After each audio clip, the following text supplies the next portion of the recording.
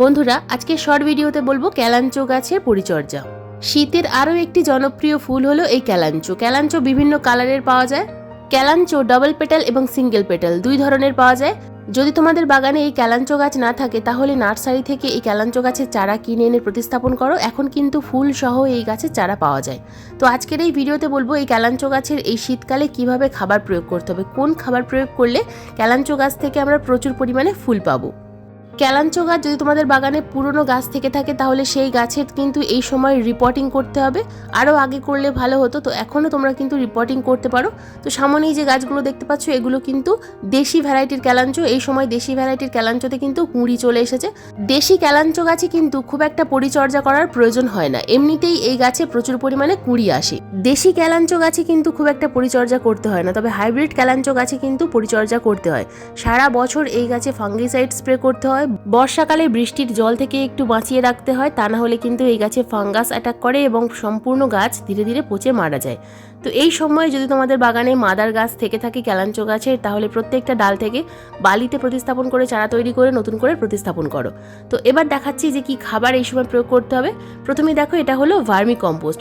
1 থেকে 2 মুঠো পরিমাণ ভার্মি কম্পোস্ট অথবা 1 বছরের পুরনো গোবর সার গাছের গোড়ায় প্রয়োগ করতে হবে। তাছাড়া এই সময় 1 চামচ পরিমাণ নিম খোলও দিতে হবে, তবে কিন্তু গাছের মাটিতে যদি কোনো রকম কোনো ফাঙ্গাস বা পোকামাকড়ের অ্যাটাক হয়ে থাকে সেগুলো ঠিক হয়ে যাবে। বন্ধুরা, এবার দিয়ে দেবো জল, তবে জলের মধ্যে মিশিয়ে দেবো সামান্য পরিমাণ খাবার। তো এই সময় একটা রাসায়নিক খাবার এই গাছে প্রয়োগ করব, কারণ ফুল আসার সময় হয়ে গেছে। তো এখানে নিয়েছি 1 লিটার জল। 1 লিটার জলের মধ্যে দিয়ে দেবো 2 গ্রাম পরিমাণ NPK 0050। এর পরিবর্তে তোমরা কিন্তু এখানে এরকম 2 গ্রাম লাল পটাশও নিতে পারো। তো 2 গ্রাম 0050 আমি জলের মধ্যে মিশিয়ে নিচ্ছি এবং ভালোভাবে এই জলটা গাছের মাটিতে প্রয়োগ করব। টবের মিডিয়াতে সম্পূর্ণ জলটাই কিন্তু আমি প্রয়োগ করছি।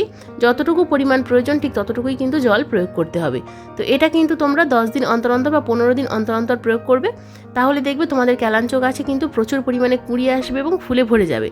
তবে গাছে কিন্তু ফাঙ্গিসাইডটা অবশ্যই প্রয়োগ করতে হবে 10 দিন অন্তর অন্তর। ফাঙ্গিসাইড না প্রয়োগ করলে শীতকালেও কিন্তু ফাঙ্গাস অ্যাটাক হয়। যদি সম্পূর্ণ জৈব উপায় করতে চাও তাহলে কলার খোসা ভেজানো জল এই সময় গাছে প্রয়োগ করতে পারো। সরিষার খোল এবং কলার খোসা ভেজানো জল এই দুটো গাছে প্রয়োগ করলে গাছে কিন্তু প্রচুর পরিমাণে ফুল আসে। তবে গাছ কিন্তু এই মুহূর্তে ফুল সানলাইটের মধ্যে রাখতে হবে, তবেই কিন্তু গাছে ফুল আসবে, তা না হলে গাছে কুঁড়ি আসবে না।